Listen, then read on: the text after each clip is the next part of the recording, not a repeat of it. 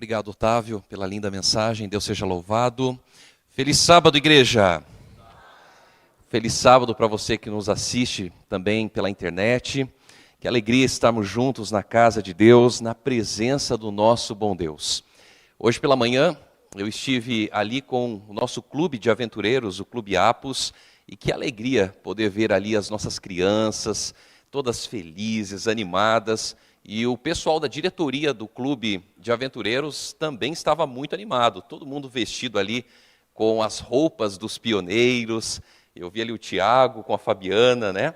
Era o Tiago White e a Ellen White, né? E tínhamos ali vários dos nossos irmãos e irmãs.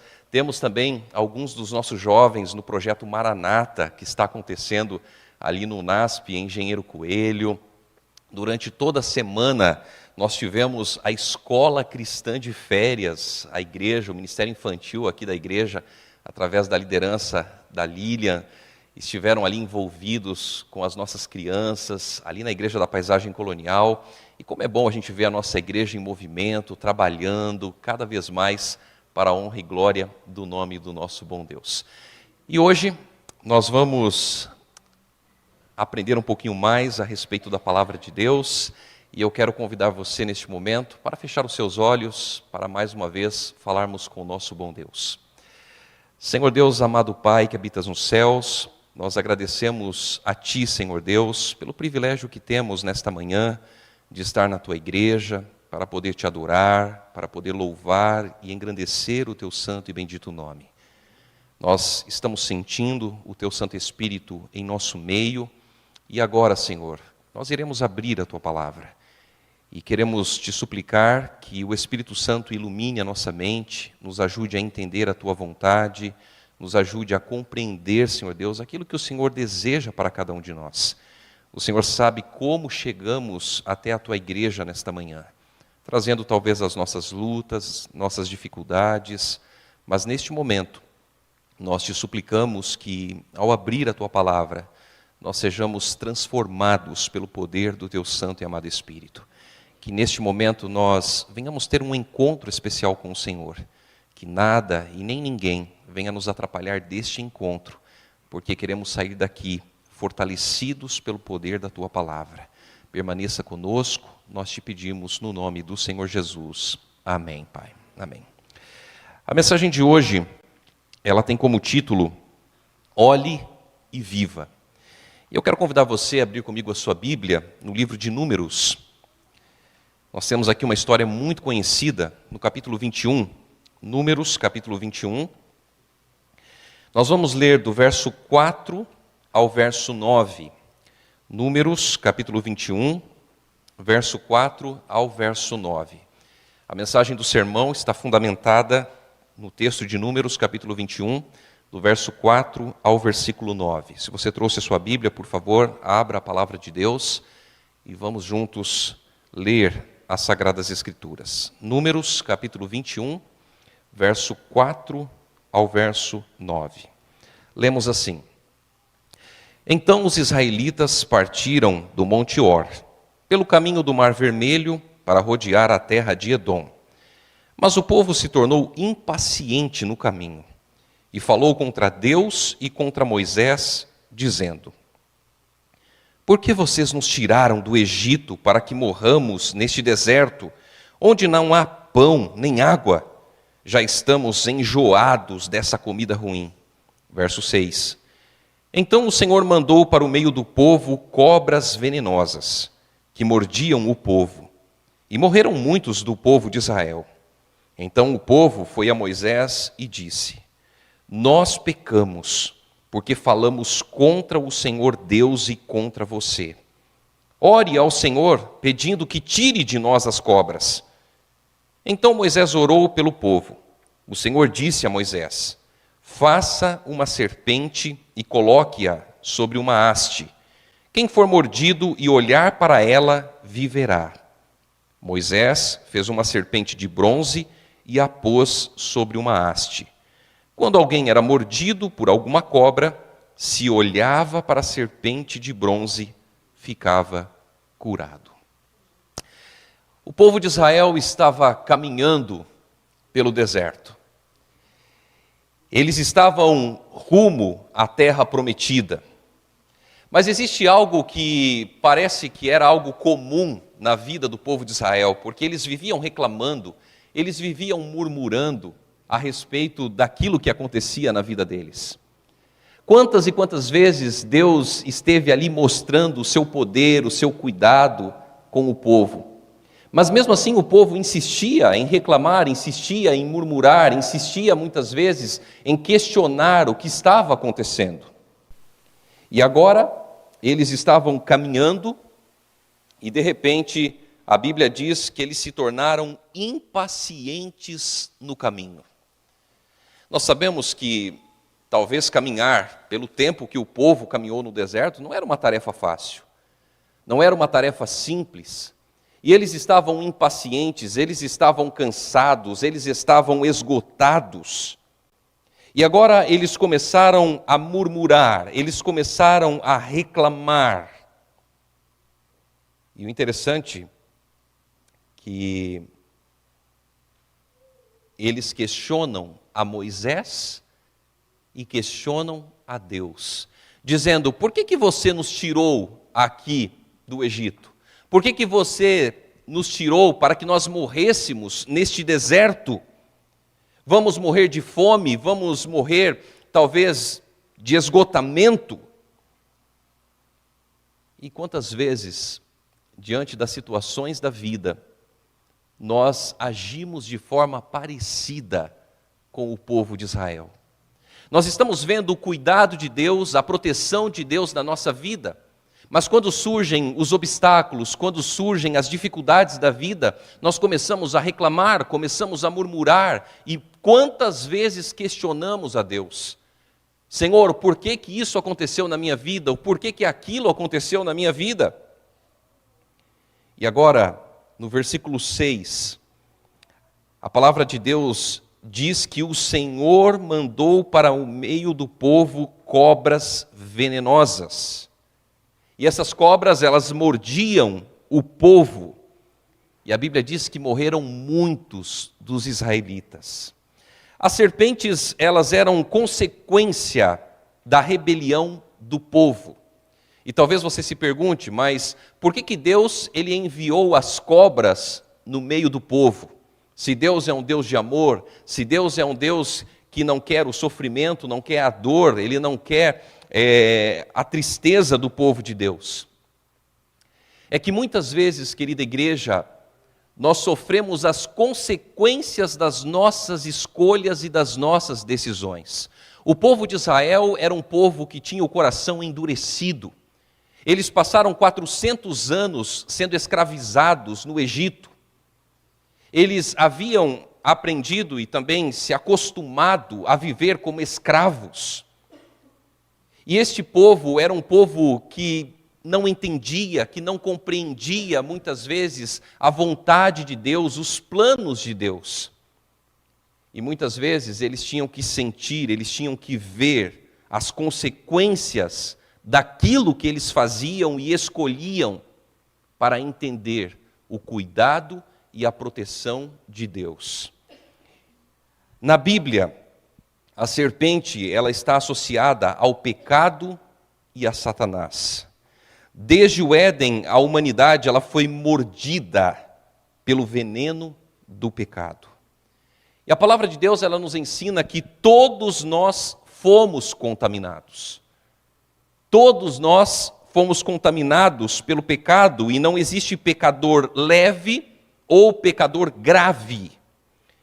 Todos nós necessitamos de salvação. E o veneno do pecado, ele produz o sofrimento, a separação de Deus e também a morte. Romanos capítulo 3, verso 23, a Bíblia diz que todos pecaram e carecem da glória de Deus.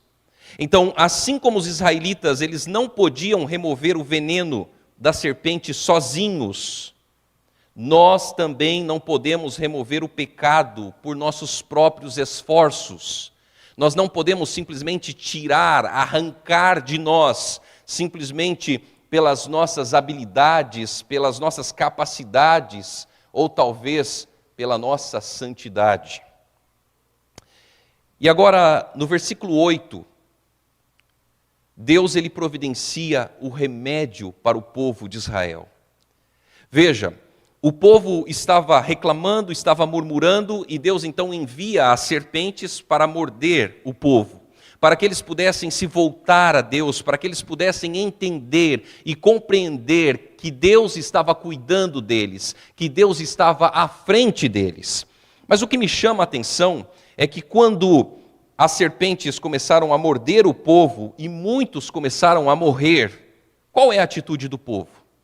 O povo, no versículo 7, foi a Moisés e disse: nós pecamos. Olha que interessante. O primeiro detalhe é que quando eles percebem o erro, eles percebem a falha, eles buscam a quem? A Moisés. Estudando, eu me perguntei, mas por que o povo não buscava diretamente a Deus? O porquê que o povo não ia diretamente a Deus? O porquê que o povo não clamava diretamente a Deus? Por que o povo foi até Moisés? E a resposta talvez seja simples, porque Moisés era o líder espiritual, Moisés ele estava ali liderando. E agora, quando acontecia alguma coisa, o povo ia e reclamava de Moisés e reclamava de Deus. E quando as consequências apareciam, o povo então ia até Moisés e dizia: Moisés, nós pecamos, Moisés. Moisés, de alguma forma, ele intercedia pelo povo. Ele intercedia entre o povo e Deus. Moisés era um homem de Deus, era um homem que vivia um relacionamento intenso com Deus. E o povo diz: nós pecamos porque falamos contra o Senhor Deus e contra você. E olha que interessante o pedido do povo, né? Ore ao Senhor, pedindo que tire de nós as cobras. O povo agora reconhece o erro, reconhece o pecado, reconhece a falta, e eles vão até o líder e diz assim: olha, ore, clame, por favor, para que Deus tire, para que Deus remova as cobras de nós. Presta bem atenção no pedido que o povo fez. O pedido era para que Deus retirasse as serpentes, retirasse as cobras. E o interessante é que o povo não apresentou a solução. A solução, ela veio de Deus. O povo pediu algo e Deus respondeu de uma outra forma, de uma outra maneira. E quantas vezes na nossa vida a gente ora a Deus, a gente clama a Deus, e parece que as nossas orações elas não são respondidas. Parece que Deus ele não responde da forma, da maneira como nós queremos, da forma como nós desejamos. O que nós precisamos compreender é que Deus ele conhece cada detalhe da nossa vida. Deus ele conhece cada circunstância. E Deus ele sabe exatamente aquilo que é melhor para cada um de nós. E é por isso que Deus ele não responde muitas vezes a nossa oração de acordo com aquilo que queremos, de acordo com aquilo que imaginamos ser o melhor para nós. O povo fez um pedido: tire as cobras, tire as serpentes de nós, porque nós estamos morrendo, as nossas famílias estão sendo mortas. Mas o povo não apresentou a solução. A solução, ela veio de Deus. Isso revela, querida igreja, uma das grandes verdades do Evangelho. A salvação, ela sempre vai ser uma iniciativa divina, uma iniciativa de Deus.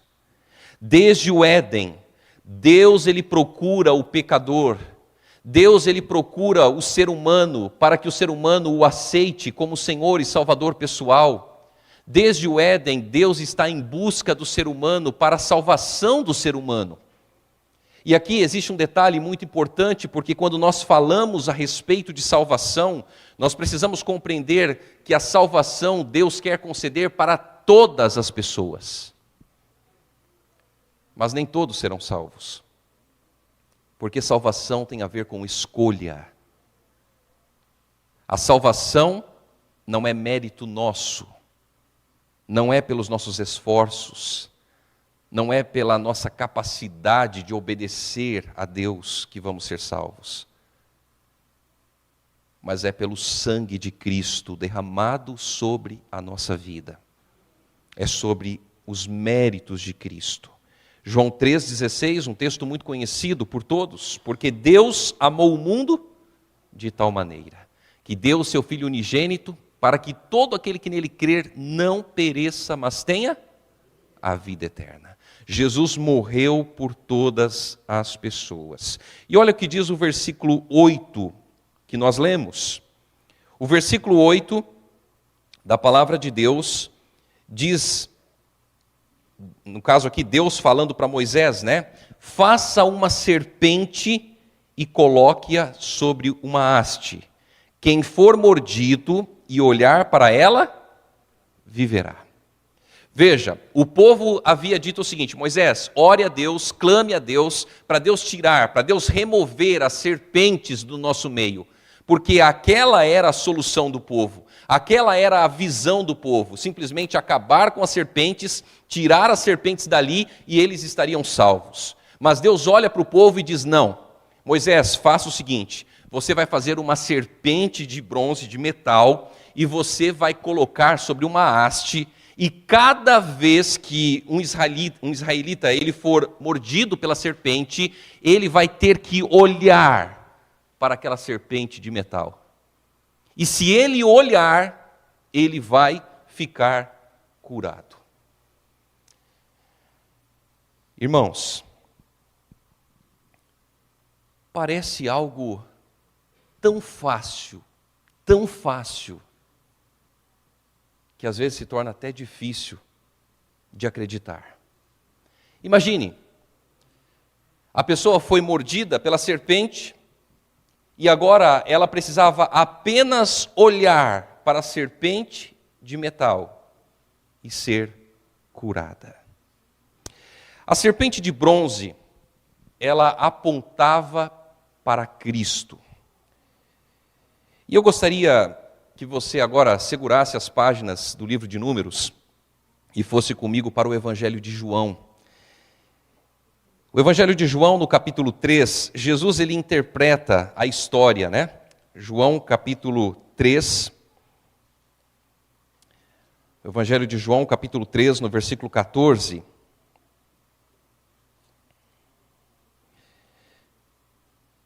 João, capítulo 3, versículo 14.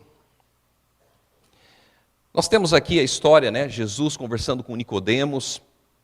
E no versículo 14, Nicodemos ele conhecia muito bem essa história de Números. E agora no versículo 14, Jesus interpreta para Nicodemos, dizendo assim, João 3, verso 14. E assim como Moisés levantou a serpente no deserto, assim também é necessário que o Filho do Homem seja levantado, para que todo o que nele crê tenha a vida eterna. Você pode voltar para o livro de Números. Então veja bem, a serpente levantada no deserto, ela era um símbolo profético. Mas surge uma pergunta: por que uma serpente representaria Cristo se a serpente simboliza o pecado? E a resposta, queridos irmãos, ela está na palavra de Deus.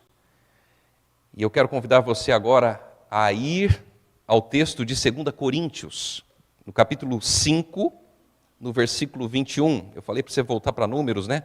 Mas agora vamos novamente para um outro texto bíblico e depois a gente volta para Números. 2 Coríntios, capítulo 5, versículo 21. 2 Coríntios, capítulo 5, versículo 21. Olha o que diz a palavra de Deus. 2 Coríntios, capítulo 5, versículo 21. Aquele que não conheceu o quê? Pecado. Deus o fez pecado por nós, para que nele fôssemos feitos justiça de Deus. Olha que interessante o que diz a Bíblia. A Bíblia diz assim: aquele que não conheceu o pecado.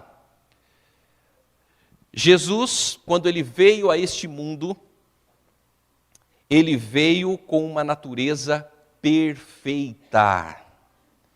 Existe um detalhe importante para nós compreendermos, que quando a Bíblia fala a respeito do segundo Adão, está se referindo diretamente a Jesus. Mas vamos entender alguns aspectos importantes. Primeiro, quando Deus criou Adão, Adão foi criado num mundo perfeito ou num mundo imperfeito? Perfeito. Portanto, Adão tinha uma natureza perfeita. Ok? Adão foi criado num mundo perfeito e ele tinha uma natureza perfeita. O pecado passou a existir através da desobediência de quem? De Adão e Eva. E quando o pecado passou a existir, o mundo agora era perfeito ou imperfeito? Imperfeito. Por que imperfeito? Por causa do pecado. Quando o pecado passou a existir, o que começou a acontecer no planeta? O planeta, ele começou a passar por um processo, vamos dizer assim, onde as coisas começaram a piorar. Ou seja, tudo era perfeito, mas agora as coisas começaram a ficar ruins. Ellen White diz que quando Adão, ele viu a primeira folha de árvore secando e caindo, ele chorou. Olha que interessante isso. Um mundo perfeito, as folhas não secavam, não caíam. Mas com um mundo imperfeito, por causa da entrada do pecado, as folhas começaram a secar e começaram a cair. Então agora, o mundo se torna imperfeito por causa do pecado. E quando Jesus vem ao mundo, Jesus ele vem com uma natureza perfeita. Jesus, ele não veio com a natureza humana, pecadora. Jesus veio com a natureza perfeita. Por quê? Porque Jesus, ele era 100% Deus e 100% homem. E você se pergunte, pastor, então quer dizer que Jesus era metade Deus e metade homem? Não. Jesus era 100% Deus e 100% homem. Como assim? 100% Deus porque ele era Deus. Só que ele vem ao mundo, ele se encarna como homem, ok? E quando ele se encarna como homem, o que acontece? Jesus, ao contrário de Adão, ele veio em um mundo que estava contaminado pelo pecado. Ou seja, Jesus ele não veio num mundo perfeito, ele veio num mundo imperfeito. E qual a diferença entre Jesus e Adão? Adão foi criado perfeito. Jesus era perfeito. Por quê? Porque ele era o próprio Deus. Segunda característica. Adão desobedeceu num mundo perfeito. E Jesus obedeceu em um mundo imperfeito. Se Jesus tivesse tido a natureza humana pecadora, como alguns ensinam e pregam por aí, ao contrário da Bíblia, ele não poderia ter sido o nosso substituto como Messias, porque ele seria como eu e como você. Jesus, ele só pôde ser o meu e o seu substituto, porque ele era perfeito na sua natureza. Jesus poderia ter pecado? Sim ou não?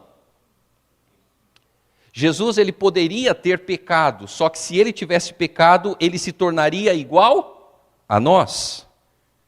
E se tornando igual a nós, ele também não poderia ser o nosso substituto. Nós iríamos morrer eternamente. Mas louvado seja Deus, porque Jesus escolheu obedecer. E ele foi vitorioso em todas as tentações, ele obedeceu ao Pai. Agora, irmãos, um outro aspecto importante. Jesus, ele foi afetado pelo pecado. O que quer dizer ser afetado pelo pecado? Jesus, ele sentiu fome, sentiu frio, sentiu calor. Jesus, ele sentiu cansaço. Ele foi afetado pelo pecado. Mas ele não foi contaminado pelo pecado. Por que ele não foi contaminado pelo pecado? Porque, primeiro, ele era Deus. E segundo, como homem, ele escolheu obedecer. Ele escolheu ser fiel ao Pai. Por que é importante nós compreendermos isso? Veja, quando 2 Coríntios 5, verso 21 diz: aquele que não conheceu o pecado, o fez pecado por nós, o que o texto ele está querendo dizer? Ele está dizendo que Cristo, ele assumiu sobre si a culpa da humanidade. Ou seja, nós deveríamos morrer eternamente, nós deveríamos pagar o preço da morte eterna. Mas Jesus, ele assume o nosso lugar, ele morre em nosso favor, ele é o nosso substituto. Ou seja, em mim mesmo não há nenhum mérito, não há nenhuma vitória. Em nós mesmos, nós não temos nada de que nos gloriar. Nós precisamos entender que tudo deve apontar para Cristo, tudo deve mostrar Jesus. Talvez você se pergunte: pastor, mas então quer dizer que eu não tenho que obedecer? Veja, a obediência é uma consequência daquilo que está no teu coração. Se você aceitou a Cristo como Senhor e Salvador pessoal da tua vida, você vai obedecê-lo, você vai ser fiel a Ele por amor, porque você o aceitou. Então, Gálatas, capítulo 3, no versículo 13, diz assim: Cristo nos resgatou da maldição da lei, fazendo-se Ele próprio maldição em nosso lugar. O que o texto de Gálatas está dizendo para nós? Nós estávamos sentenciados à morte eterna, e Cristo faz o quê? Ele nos resgata da maldição da lei. Em que sentido? A lei, ela tem uma finalidade: mostrar o nosso pecado, mostrar quem somos, mostrar a nossa realidade. E a nossa realidade, quando a gente olha, a gente vê que é uma realidade de morte. Ou seja, a lei, ela é um espelho que mostra quem eu sou, ela mostra exatamente tudo a meu respeito. E quando eu olho para a lei, eu olho para o espelho, eu estou vendo quem eu sou. Isso não quer dizer que a lei foi abolida, de maneira nenhuma. A lei mostra a necessidade que eu tenho, que é de Cristo Jesus.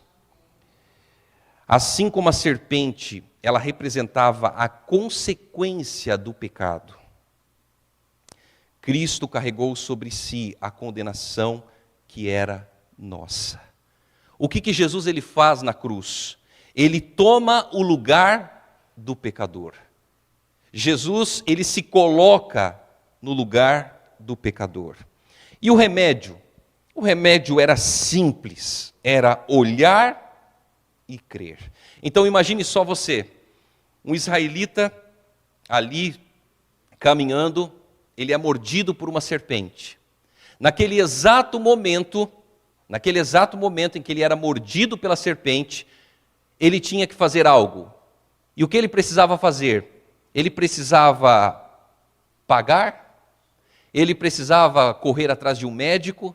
Ele precisava talvez encontrar uma alternativa, um meio para ficar curado? Não, a Bíblia diz que ele precisava apenas olhar para a serpente. Aquela serpente, ela simbolizava Cristo, ou seja, ela simbolizava Jesus que estava morrendo, pagando o preço pelos meus pecados. Não haveria pagamento, não havia mérito, não havia obras da nossa parte. O israelita, ele precisava apenas olhar, ele precisava apenas fixar os seus olhos naquilo que Jesus mandou, e ele ficaria curado. Isso é simples demais. Que talvez alguns poderiam dizer assim, olha, eu vou tentar um outro método. Porque é uma coisa muito fácil, é uma coisa muito simples. Vou tentar um outro método, vou produzir o meu próprio remédio. No momento em que eu for mordido, ou que alguma pessoa for mordida pela serpente, eu vou produzir um remédio para ficar curado. Mas Deus havia dito que a pessoa precisava apenas olhar. Somente quem olhasse iria viver. E eu quero dizer para vocês, nesta manhã, que a salvação, ela continua sendo pela fé. O ato era simples. Foi mordido, precisava ter fé, olhar, obedecer aquilo que Deus havia dito e ficaria curado. Era um ato simples. Era algo que não precisava talvez de muito esforço, mas precisava ter fé nas palavras de Deus, precisava confiar naquilo que Deus havia falado. Entenda, querido irmão, querida irmã, que nós não somos salvos pelas nossas boas obras, não somos salvos pela tradição religiosa, por mérito pessoal. E às vezes a gente vê algumas pessoas dizendo assim, olha, você pode ser perfeito, você pode vencer o pecado, você pode ter perfeição no aspecto de pecados.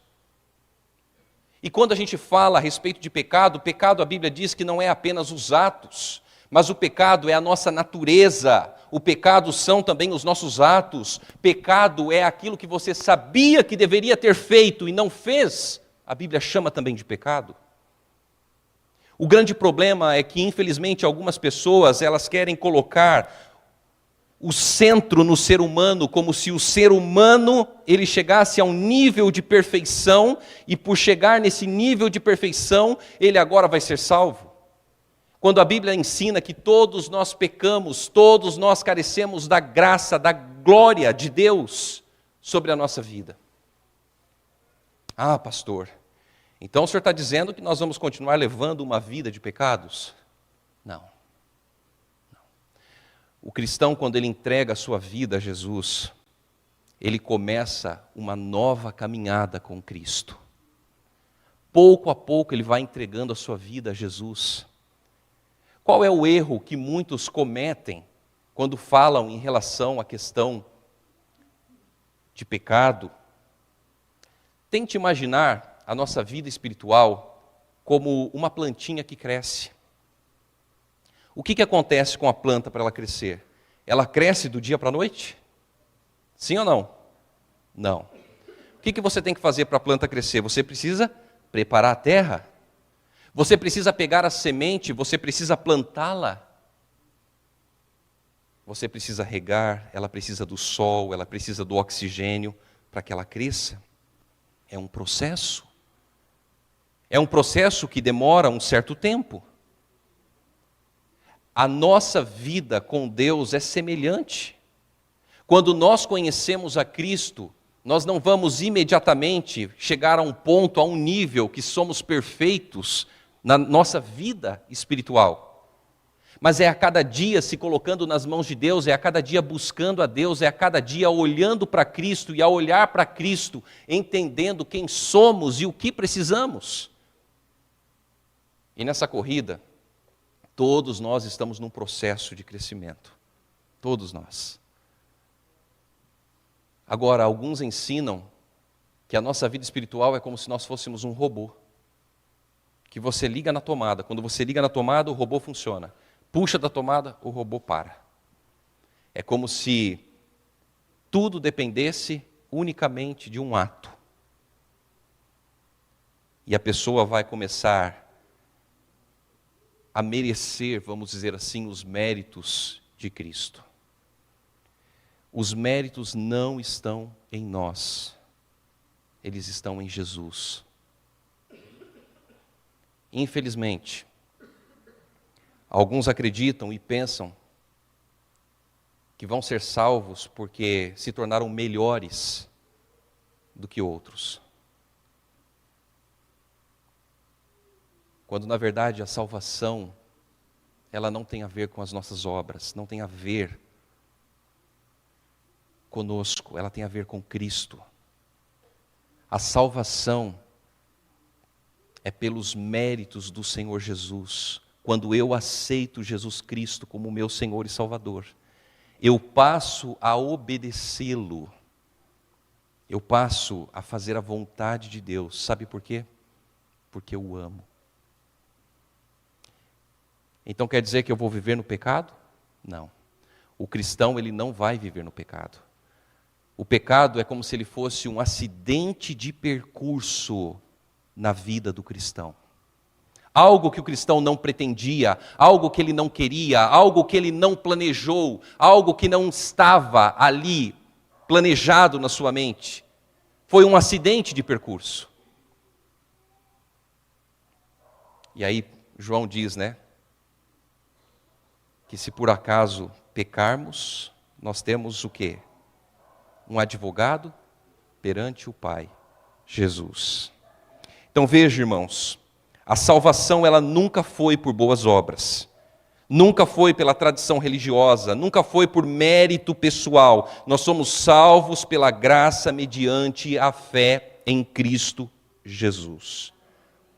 E você conhece o texto de Efésios? Porque pela graça sois salvos mediante a fé. A cruz, ela continua sendo o centro da salvação, querida igreja.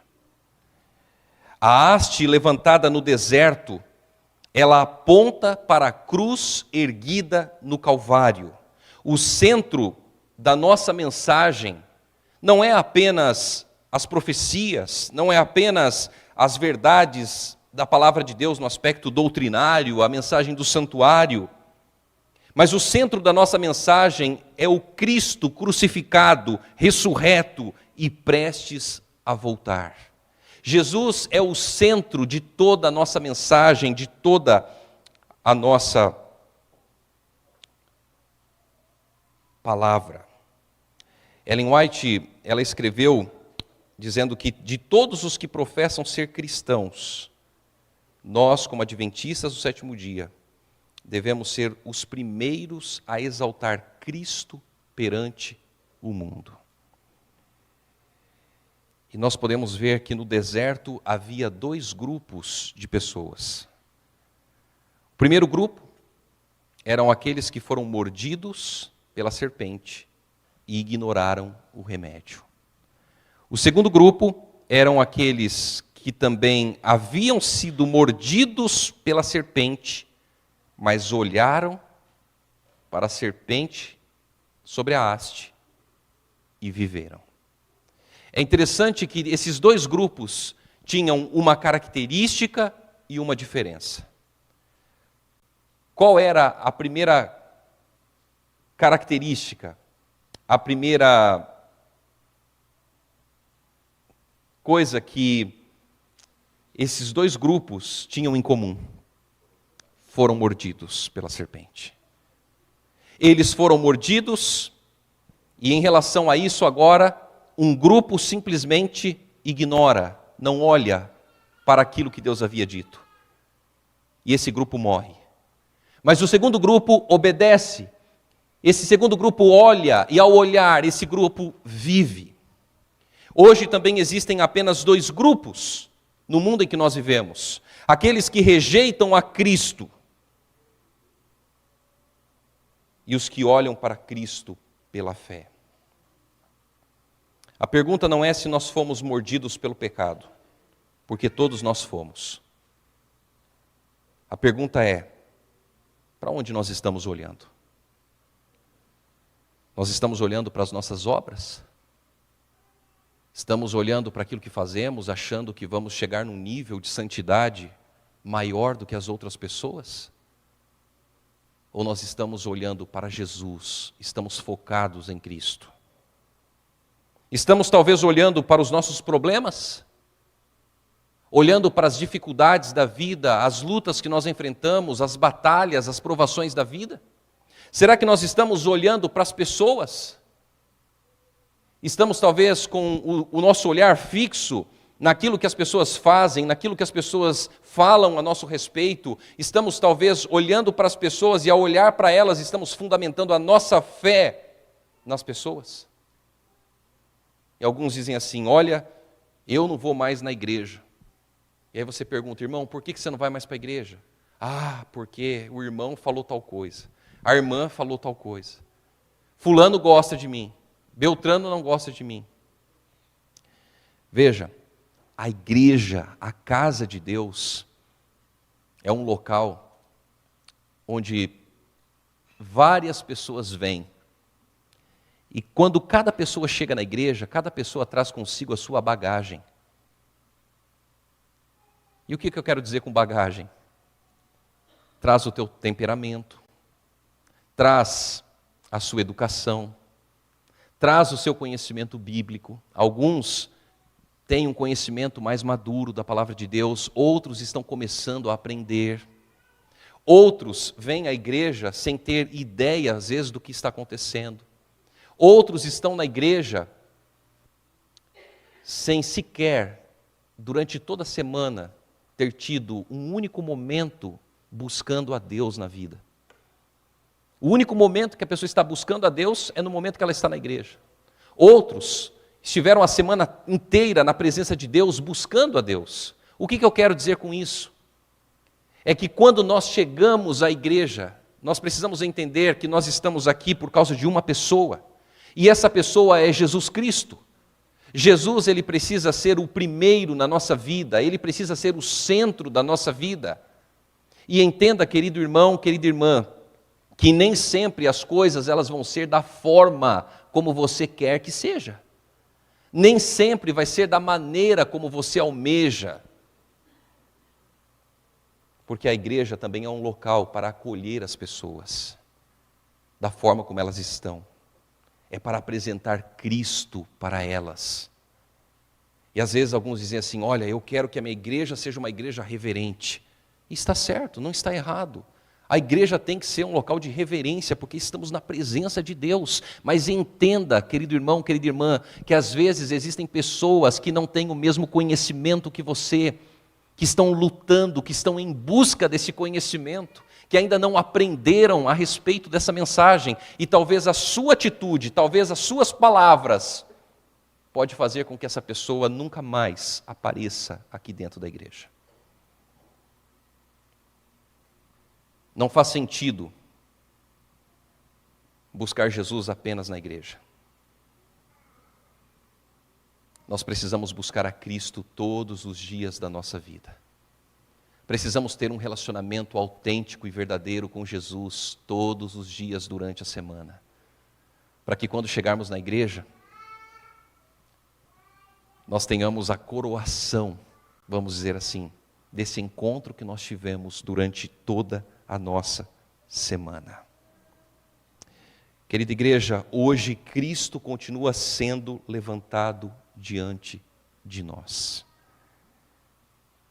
E quem olha para Jesus, quem escolhe olhar para Jesus, vai encontrar perdão para o passado, mas vai encontrar poder para o presente, esperança para o futuro e a promessa da vida eterna.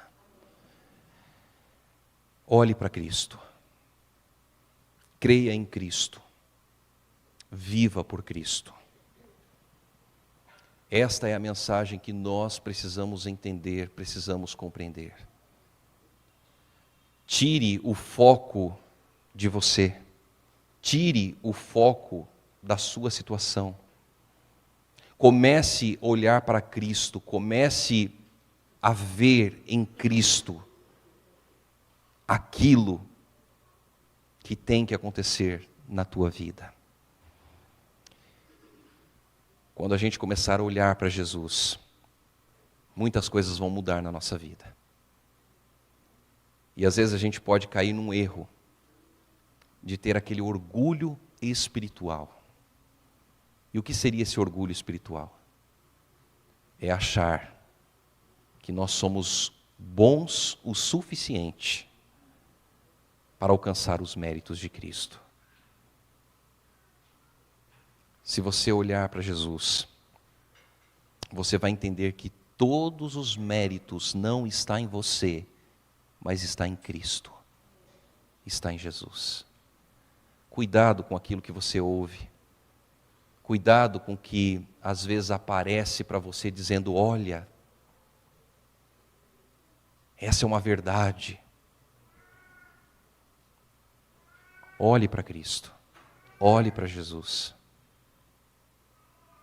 Jesus, quando vem à terra, lá em Filipenses a Bíblia diz que ele faz o quê? Ele se esvaziou, se esvaziou. O que a Bíblia está querendo dizer com isso? Sabe o que a Bíblia está querendo dizer com isso, querido irmão, querida irmã? Que Jesus, ele deixou de lado o seu poder de Deus para o seu próprio benefício. Ele deixou de lado o seu poder de Deus para enfrentar tudo o que ele enfrentou. Ele foi vitorioso não porque era Deus, mas porque ele escolheu obedecer. Ele foi vitorioso porque ele estava em comunhão com o Pai. E o que me chama a atenção é que em muitos dos milagres que Jesus realizou, no convívio dele com as pessoas, tinha algo muito especial, que Jesus ele priorizava as pessoas, mais do que a si mesmo. Deixava de comer muitas vezes para atender as necessidades das pessoas. Jesus deixava às vezes de descansar para atender as necessidades das pessoas. Nós precisamos ser mais semelhantes a Cristo Jesus. Seremos iguais a Jesus? Não, não seremos iguais a Jesus. Por quê? Porque Jesus não tinha uma natureza pecaminosa. Nós temos uma natureza pecaminosa. Mas quando Cristo voltar, a Bíblia nos ensina que nós seremos o quê? Glorificados.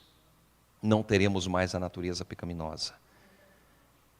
Seremos perfeitos por ocasião da volta de Cristo Jesus. Que Deus nos abençoe. Que Ele nos ajude a olhar para Cristo em todos os momentos da nossa vida e a entender que é para Ele que o nosso olhar deve estar voltado. Não é para o nosso irmão, não é para a nossa irmã, não é para os problemas, não é para as dificuldades da vida, não é por aquilo que aconteceu ou vai acontecer, é para Jesus, o autor e consumador da nossa fé. Que Deus abençoe a cada um de nós, hoje e sempre. Amém.